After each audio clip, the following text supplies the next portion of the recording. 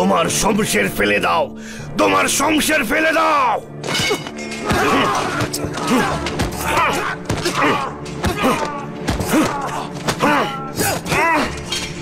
আঘাত করা বন্ধ করুন মালিক, ওকে বন্দি করে ফেলুন। প্রহরী, তাকে নিয়ে যাও।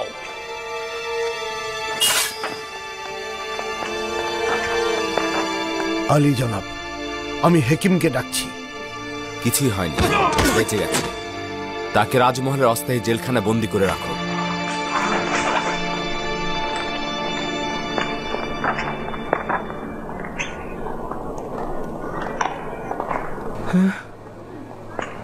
কি হয়েছে আলী জনাব? জনাব ইউজারশিপের উপর আক্রমণ হয়েছিল। এই রাজমহলে এসব কি হচ্ছে? তাদের হক রয়েছে, কেননা ইউজারশিপের বেঁচে থাকা তাদের বিনাশের কারণ হবে। কেন চোরাগোপ্তা হামলা করছে? পেছন থেকে হামলা করা তো কাপুরুষের কাজ। আজ্ঞামোহর খুবই চালাক লোক। তার ধারণা শুধুমাত্র ইউজারশিপকে হত্যা করলেই সে নাজাত পাবে। সৌভাগ্যবশত জখম গুরুতর নয়। কয়েক টুকরো কাতন ও গরম পানি নিয়ে এক্ষুনি আনছি জনাব।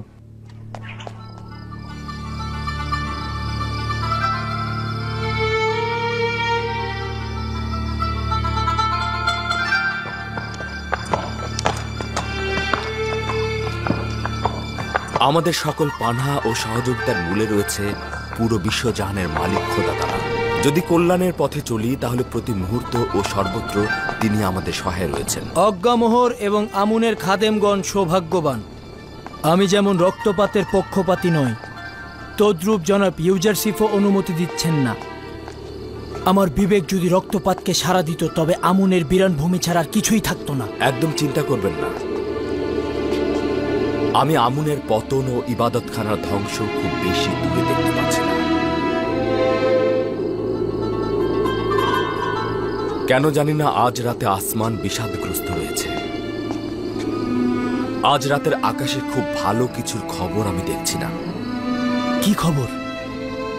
এই খবর কার সাথে সম্পৃক্ত? খুব সঠিক কিছু বলতে পারবো না, তবে আমার জন্মস্থান ক্যানানকে আমি কোলাহলপূর্ণ ও বিশৃঙ্খল দেখতে পাচ্ছি। যাই হোক না কেন, আমি পরওয়ারদিগারের ইচ্ছার কাছে আত্মসমর্পণ করেছি। ইয়াকুব নবীর কাছে পত্র পাঠাও। ক্যানানে কয়েকজন পাইক পাঠাচ্ছ না কেন, যার মাধ্যমে তোমার পিতা তোমার অবস্থান জানতে পারে? জানি না এতে কি হেকমত লুকিয়ে আছে, তবে এ যাবৎকাল আমি বহুবার সেরকম উদ্যোগ নিয়েছি, কিন্তু মনে হয় না পরওয়ারদিগারের ইচ্ছা রয়েছে।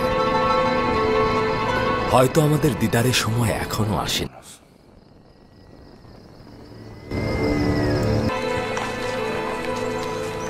আমি এই রাজমহলে জিন্দেগি গড়তে পারবো না। আমার জন্য খুব সাধারণ একটা বাসস্থান তৈরি করো। কেন আলী জনাব, এখানে কি সমস্যা হচ্ছে?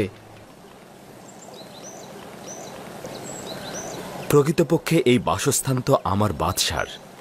এতদিন বাধ্য হয়েছিলাম, এখন একটা সাধারণ বাসস্থান তৈরি করো। খুবই ভালো। যদি অনুমতি করেন তো ইরানুস ও মেনিসাবুকে নিয়ে উপযুক্ত বাসস্থান খুঁজব। আজ এখনই পাইক নিয়ে মিশরের সর্বত্র ছড়িয়ে পড়ুন। মিশরের সমস্ত প্রশাসককে আমার পক্ষ থেকে দাওয়াত করবেন। মিশরের কিছু সুদক্ষ স্থাপত্য শিল্পীকে খবর পাঠাও। যত দ্রুত সম্ভব গুদাম তৈরি করতে হবে। জি আলী জনাব। জি আলী জনাব। চলো। তেবসে 7টি গুদাম তৈরি করা হবে। আলী জনাব, তেবসে একটি গুদামই যথেষ্ট, 7টি গুদামের প্রয়োজন নেই। প্রথমত, তেবস মিশরের রাজধানী। মিশরের অন্যান্য শহর এবং প্রতিবেশী রাষ্ট্র থেকে সবাই এই শহরে আসে। এটা নিশ্চিত যে এই গুদামগুলোই আগামী 7 বছরের প্রতিটি সওয়ালের জবাব দেবে। আর দ্বিতীয়ত, গমগুলো শীষ সহকারে সংগ্রহ করতে হবে, সে কারণে বেশি গুদাম প্রয়োজন। শীষসহ গম কিনলে তো অনেক জায়গার প্রয়োজন হবে। আমরা এক ঢিলে 2 পাখি মারব। জনগণের জন্য যেমন গম সংগ্রহ করব, তদ্রূপ পশু পাখির জন্য খড়কুটো সংগ্রহ করব।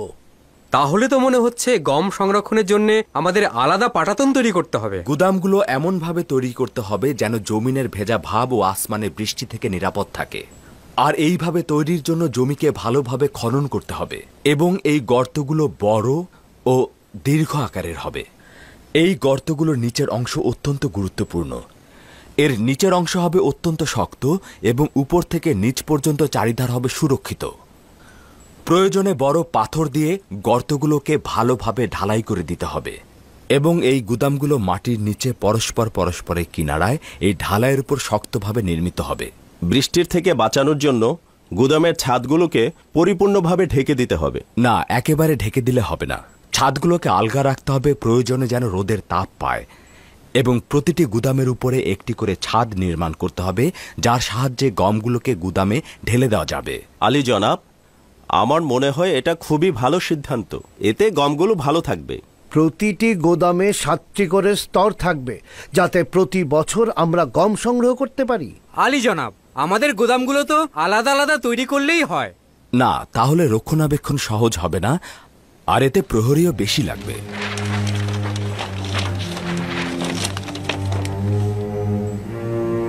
সম্মানিত প্রশাসনিকগণ, লক্ষ্য করুন, একই সময় গুদাম তৈরি, নহর তৈরি ও নীল নদের উপর বাঁধ নির্মাণ কাজ শুরু হবে, যেন নীল নদের পানি বিস্তীর্ণ এলাকায় সরবরাহ করা যায় এবং বিশাল এলাকা জুড়ে চাষাবাদ শুরু করা যায়।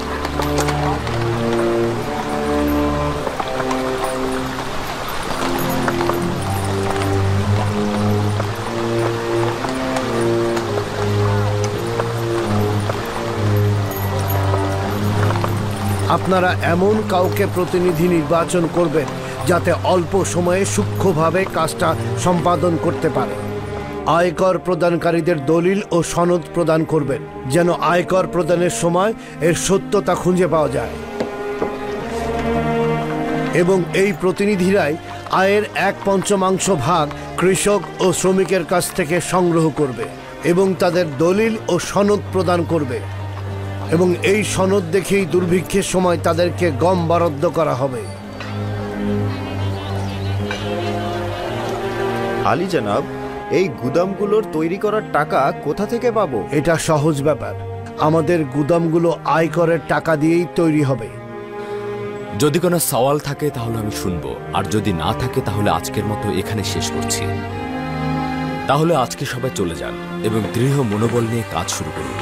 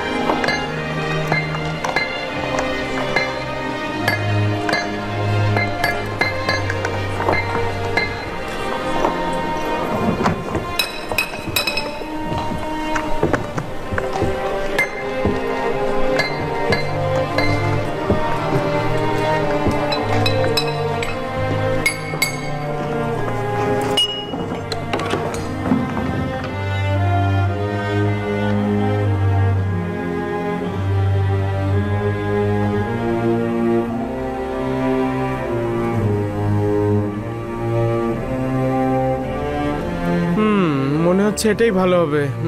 আশা করছি খোদার নবীর এটা পছন্দ হবে। যদি খারাপও হয় তবু সে গ্রহণ করবে। ঠিক আছে, বাদ দাও। চলো আমরা ভেতরটা দেখি।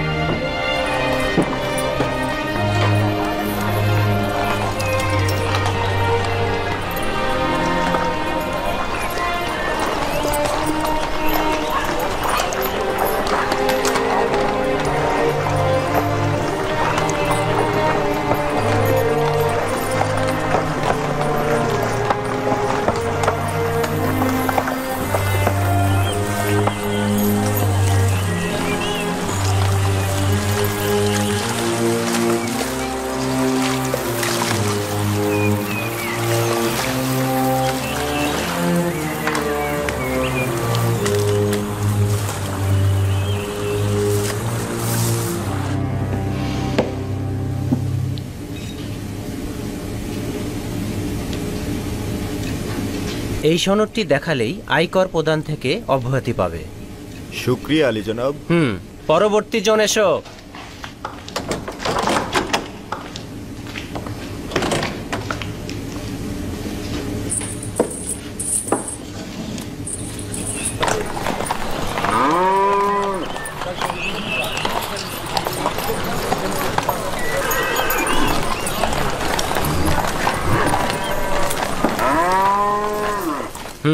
এই আয়কর 3 বছরের।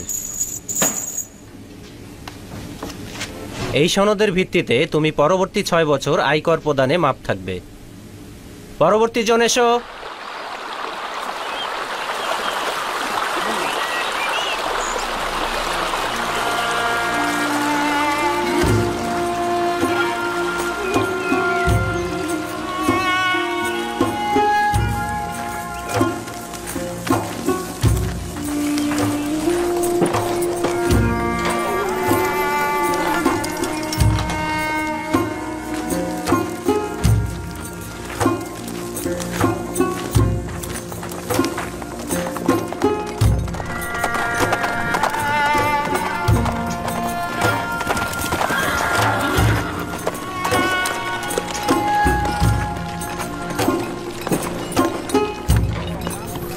খোশ আমদের জনাবে মালিক। খোশ আমদের।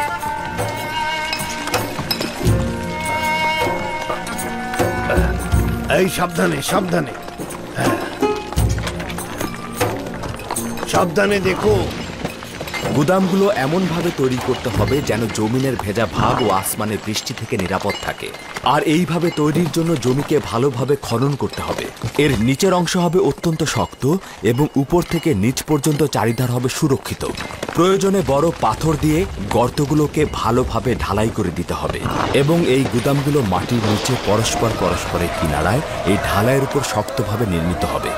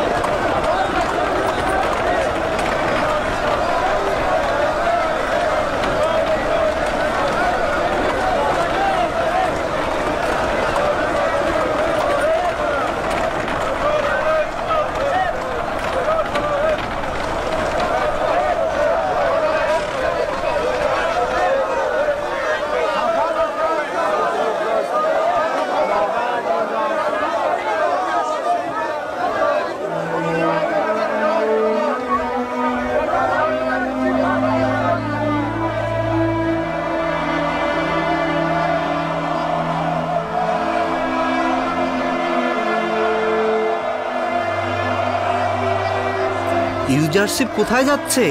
জনাব ইউজারশিপ কৃষিকাজ দেখাশোনা ও গুদাম তৈরির কাজে মেমফিস যাচ্ছে। তিনি সিদ্ধান্ত নিয়েছেন মিশরের সব শহর ঘুরে দেখবেন।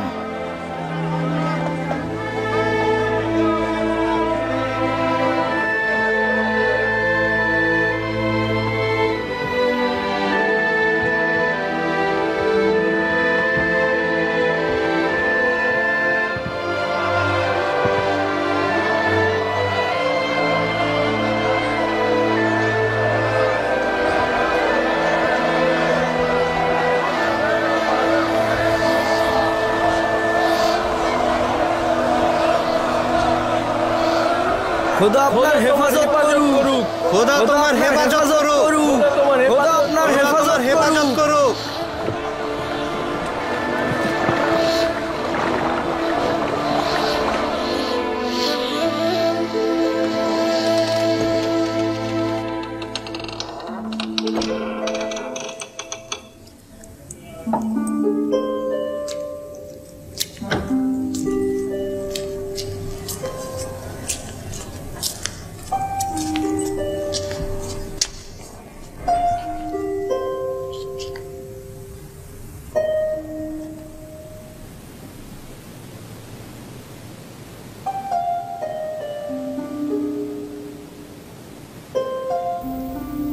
আবার কি হলো? কি ঘটেছে?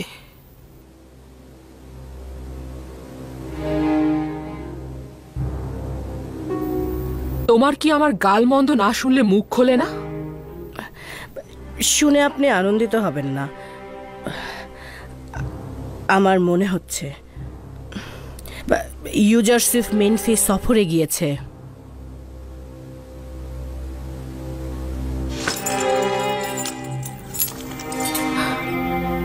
তোমার মাথার বন্ধনীটা শুধু সাপের মতোই দেখতে না, তোমার মুখের বিষাক্ত ছোবল সাপের থেকেও বেশি বিষাক্ত। একবারের জন্য খোঁজ খবর নিয়ে আসতে পারো না?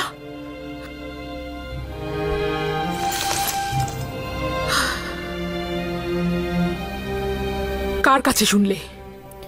তেবসের এক বাসিন্দা আমাকে বলেছে তাকে বন্দরে দেখেছে। যত দ্রুত সম্ভব যাচাই করে সঠিক খবর নিয়ে এসো। যাও।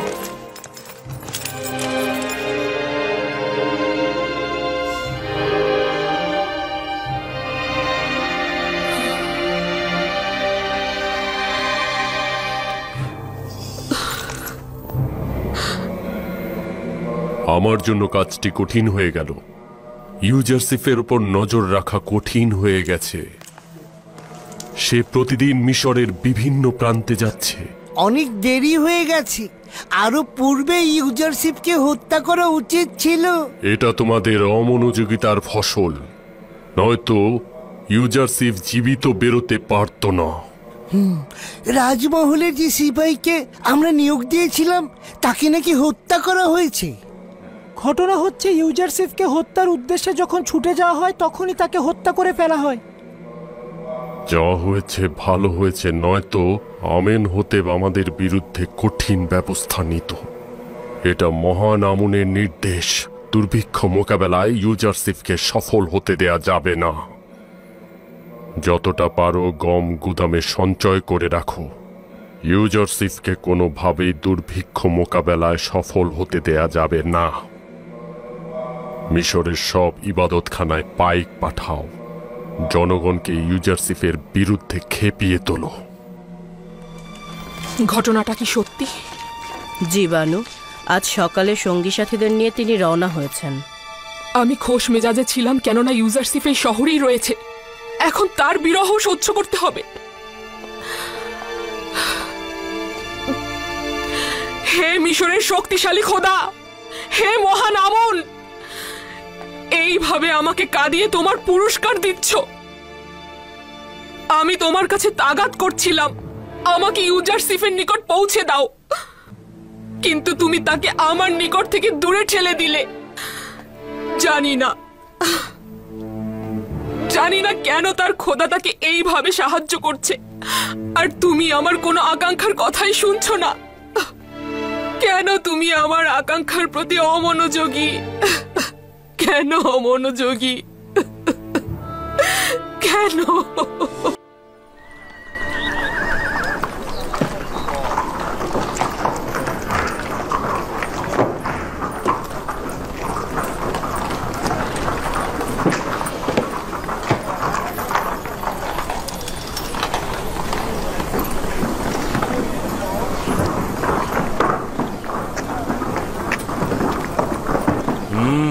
কতমা, আমার সঙ্গে কোনো কাজ রয়েছে? আয়কর দিতে যাচ্ছ বুঝি? হ্যাঁ। দুর্ভিক্ষ কোথায়? কেন এই মুদ্রাগুলো ওদেরকে দিচ্ছ? দুর্ভিক্ষ হলো কি হলো না এটা নিয়ে আমি মোটেও চিন্তিত নই।